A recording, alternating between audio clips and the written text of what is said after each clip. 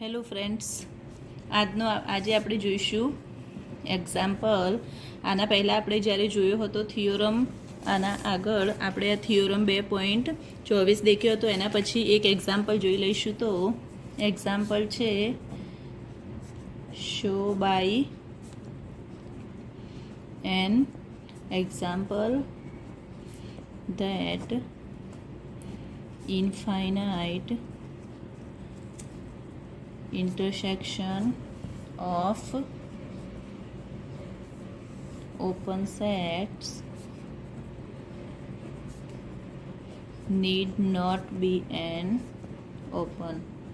તો આ એક્ઝામ્પલમાં આપણે શું બતાવવાનું છે કે show by an example that infinite intersection of open sets need not be an open.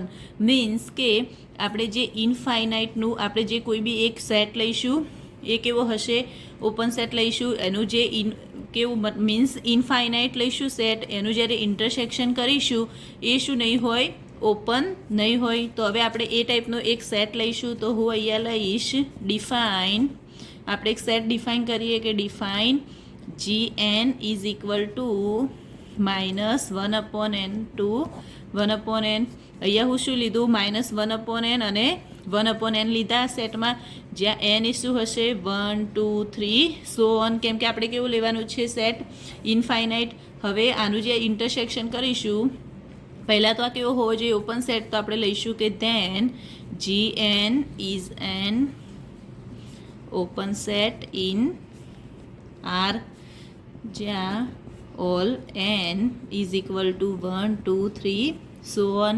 હવે જોઈશું કે નાવ હવે શું કરવાનું છે એનું ઇન્ટરસેક્શન. તો આપણે ઇન્ટરસેક્શન કરીશું કે ઇન્ટરસેક્શન ઓફ GN, જ્યાં n is equal n 1 to infinite હશે. તો જ્યાં GNનું ઇન્ટરસેક્શન કરીશું n 1 to infinite -1/n to 1/n.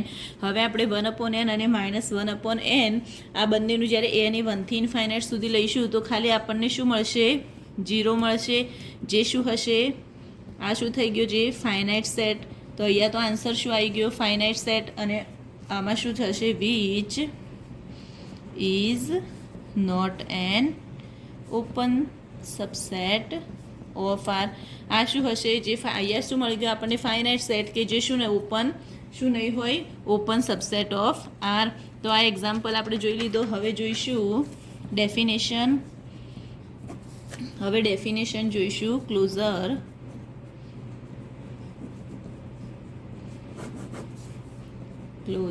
of a subset of a metric space. ક્લોઝરની ડેફિનેશન જોઈશું. તો ક્લોઝરમાં છે કે let E be a subset of metric space and E dash be the set of all limit points of E, then the closure of E is the set.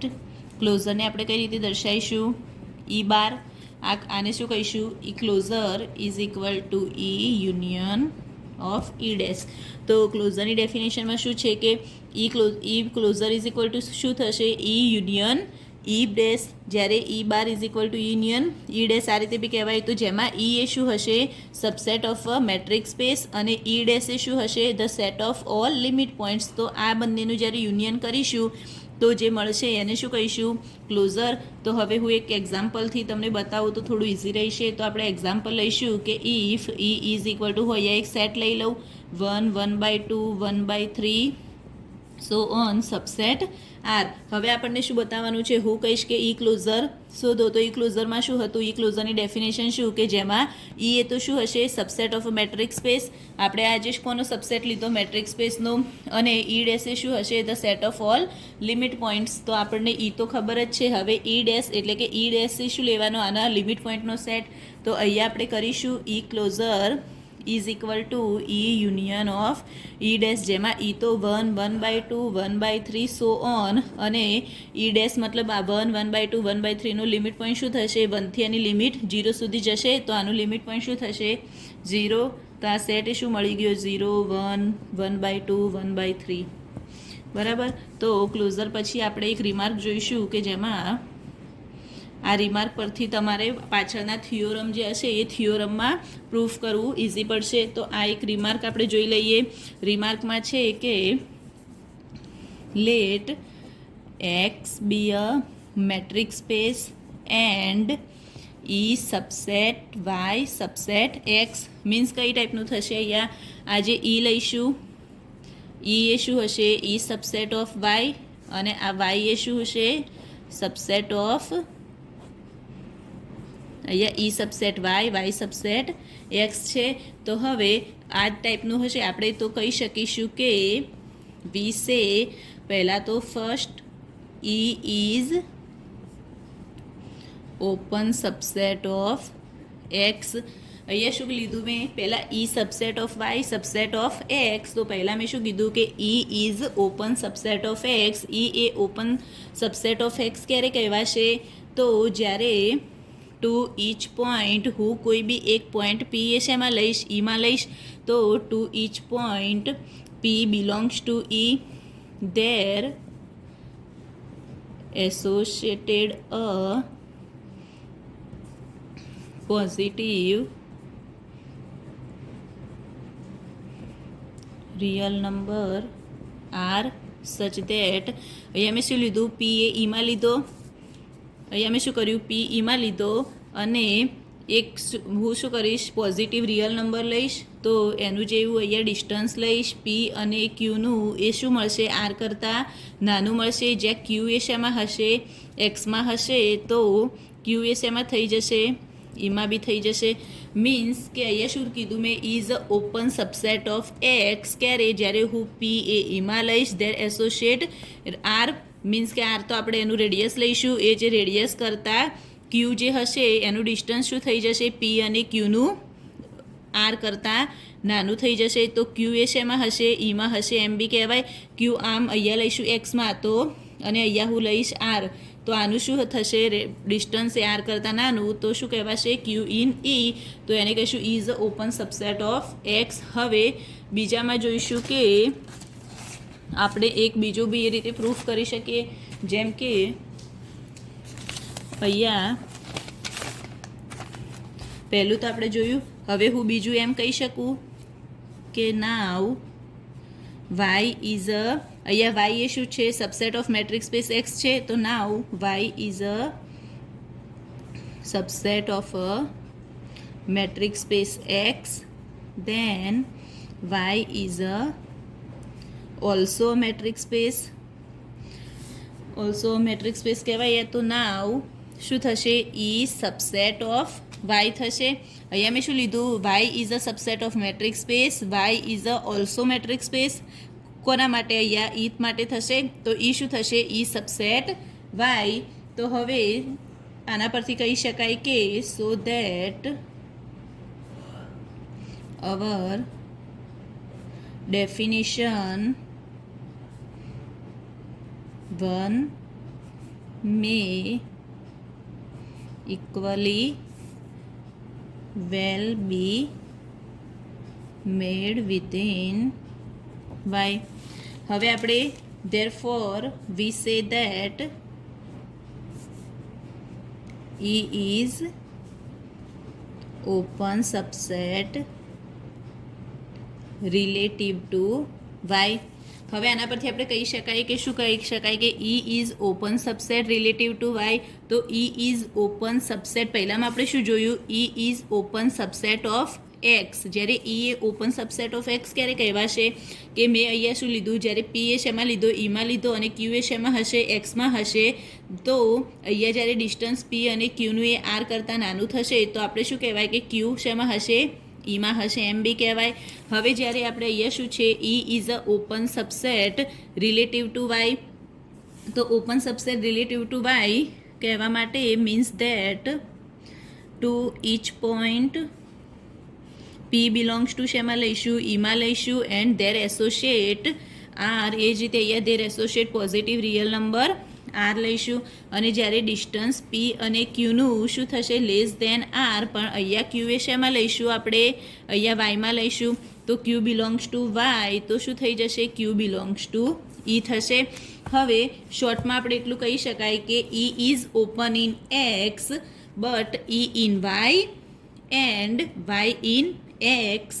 તો E શું થશે, open in Y હોય તો E is open relative to Y, એ રીતે કહી શકાય. હવે આપણે આના પછી એક થિયોરમ જોઈશું જે આના પર ઓપન રિલેટિવના બેઝ પર જ છે. તો હવે એનું જોઈશું કે આ જોઈશું થિયોરમ નંબર 2.30. આ કયું અહીંયા થિયોરમનું સ્ટેટમેન્ટ છે કે સપોઝ વાય સબસેટ એક્સ, તો proof that a subset E subset Y is open relative to Y if and only if E is equal to Y intersection G for some open subset G of x.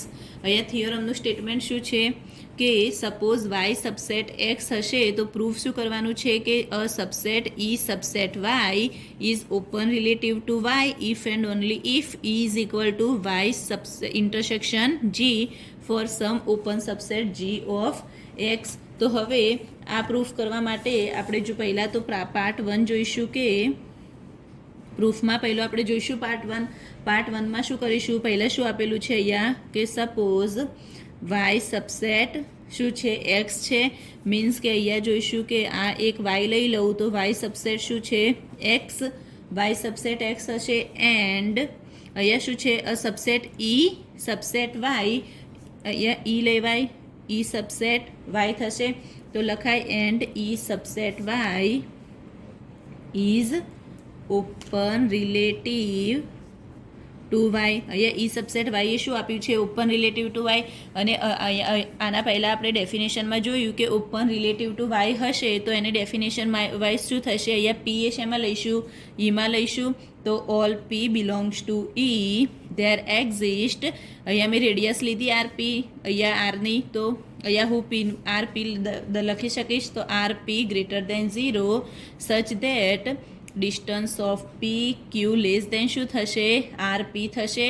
તો ક્યુ એ શેમાં લઈશું, open relative two વાયમાં આપણે શું લીધું હતું, ક્યુ વાયમાં હશે તો એમ બી કહી શકાય કે ક્યુ શેમાં હશે, ઈમાં પણ હશે. આ આપણે કેમ લખ્યું, આ કેમ કે આપણને આપેલું જ છે કે a subset E subset Y, અહીંયા E subset Y is a open relative to Y. તો આપણે હમણાં જ ડેફિનેશન જોઈએ, એના પરથી આપણે આ રીતે લખી શકાય. હવે આપણે પ્રૂફ શું કરવાનું છે કે વાય ઇન્ટરસેક્શન જી, કે જેને શું લીધો E for some open subset G of X. તો એના માટે હું અહીંયા લખી શકું કે નાવ લેટ વીપી, મેં અહીંયા એક સેટ લીધો વીપી. આ તમારે બહુ જ અહીંયા આ બહુ ઇમ્પોર્ટન્ટ છે. તો અહીંયા નાવ વીપી, મેં વીપી એ કેવો લીધો કે જે ક્યુ એ શેમાં લીધા, એક્સમાં લીધા. અહીંયા ક્યુ, તો ક્યુ બિલોંગ્સ ટુ એક્સ. તો ડિસ્ટન્સ ઓફ પી ક્યુ શું થશે, આર પી કરતાં નાનું થશે. વેર પી એ હું શેમાં લઈશ, ઈમાં જ. તો then VP is an, VP શું થશે, ઓપન સેટ ઇન એક્સ, એક્સમાં ઓપન સેટ થશે. એન્ડ ઓલ પી તો શેમાં છે, ઈમાં. હવે નાવ ડિફાઇન, હું એક સેટ અહીંયા હું શું લઈ લઈશ, આનો યુનિયન લઈશ તો એનું એક નામ આપીશ જી. જી એ શું લઈ લઈશ, યુનિયન ઓફ વીપી, જે પી એ શેમાં હશે, ઈમાં હશે. આ ટાઈપનું હું એક સેટ લઈશ જેમાં શું હશે, અહીંયા મેં જે વીપી લીધો સેટ એના શું લીધા, યુનિયન લીધા. એ મેં શેમાં લીધા, જી.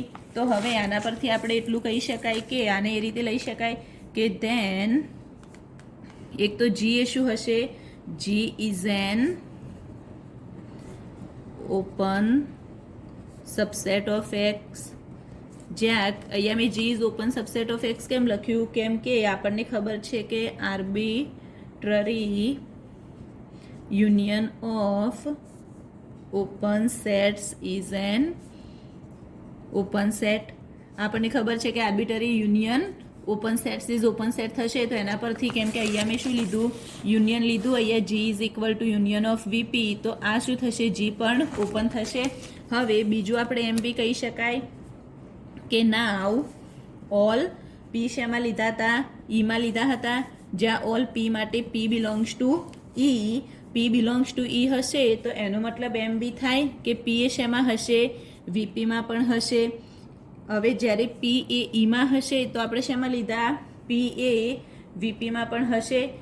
હવે જો જે વીપીમાં હશે પી, તો પી શેમાં થશે, જીમાં પણ થશે. કેમ કે અહીંયા પહેલાં તો આપણે અહીંયા શું જોયું કે વીપી એ શું, વીપીનું યુનિયનને આપણે શું કીધું, જી કીધું, અને ઓલ પી તો શેમાં લીધા હતા, ઈમાં હતા જ. હવે ઈમાં હતા એનો મતલબ કે એ શેમાં હશે, વીપીમાં પણ હશે. વીપીમાં હશે તો અહીંયા એને શું આપણે નામ કીધું, યુનિયનનું જી, તો જીમાં પણ હશે. હવે એ જ રીતે જો એ જીમાં હશે તો આપણે અહીંયા પી એ શું લીધું, જીમાં લીધું, તો પી એ શામાં હશે, જી ઇન્ટરસેક્શન વાયમાં પણ હશે. જી ઇન્ટરસેક્શન વાયમાં કેમ કે એનું રીઝન છે કે ઈ સબસેટ શું છે, વાય છે. કેમ કે આપણે જોઈ શકીએ છીએ કે હું અહીંયા ઈ ઇઝ ઇક્વલ ટુ લઈશ 1 2 3 4 અને અહીંયા વાય લઈશ જેમ કે 1 2 3 4 5 લઈશ, તો અહીંયા શું છે, ઈ સબસેટ વાય. આ શું છે, ઈ સબસેટ વાય છે. હવે હું અહીંયા એક પોઈન્ટ પી લઈ લઉં, અહીંયા બી પોઈન્ટ આપણે લઈ લઈએ એક પી, અને એક સેટ અહીંયા જી લઈએ કે શું થાય, અહીંયા હું જી એક સેટ લઈશ જેમાં હું લઈ લઉં 1 2 3 પી, આ ટાઈપનો એક સેટ લઈ લઉં. તો હવે અહીંયા જ્યારે આપણે જી અને વાયનું ઇન્ટરસેક્શન કરીશું, અહીંયા જેમ કે હું જી અને વાયનું ઇન્ટરસેક્શન કરીશ તો શું મળશે, 1 2 3 4 1 2 3 અને પી મળશે. તો આ પી એ શેમાં, એમાં બી કહેવાય જી ઇન્ટરસેક્શન વાયમાં બી કહેવાય. એ જ રીતે અહીંયા આપણે લખ્યું P belongs to G intersection Y be થશે. ધેરફોર હવે આના પરથી કહી શકાય, અહીંયા શું લીધું, પી ઈમાં પણ છે અને પી ઈમાં પણ છે, અને પી એ શેમાં છે, જી ઇન્ટરસેક્શન વાયમાં પણ છે. તો એનો મતલબ એમ થાય કે ઈ સબસેટ જી ઇન્ટરસેક્શન વાય. તો ધેરફોર આપણે કહી શકાય કે ઈ સબસેટ જી ઇન્ટરસેક્શન વાય. આને આપણે કહી દઈશું ઇક્વેશન 2. હવે ઈ સબસેટ જી ઇન્ટરસેક્શન વાય થઈ ગયું, તો હવે આપણે પ્રૂફ કરવાનું રહેશે કે જી ઇન્ટરસેક્શન વાય સબસેટ ઈ. તો પછી આપણે એ પ્રૂફ થઈ જશે બીજો પાર્ટ કે ઈ ઇઝ ઇક્વલ ટુ, કેમ કે ઈ એ જી ઇન્ટરસેક્શન વાયમાં પહેલાં લીધા, હવે જી ઇન્ટરસેક્શન વાય એ શેમાં બતાવીશું, સબસેટ ઓફ ઈ. તો પછી બંનેનું ઇક્વલ થઈ જશે, એના પરથી સેકન્ડ પાર્ટ પ્રૂફ થશે. તો હવે એ માટે આપણે લઈશું કે now all P belongs to E.